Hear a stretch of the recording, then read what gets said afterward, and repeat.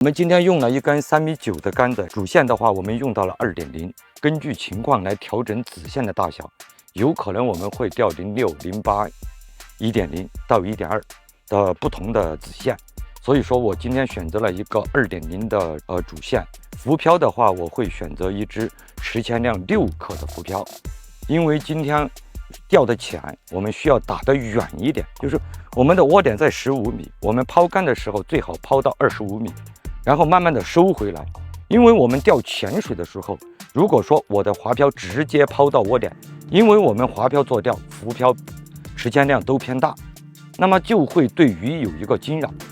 我们为了减小这种惊扰，我们可以抛远一点收回来，这是我个人的一个做钓方法。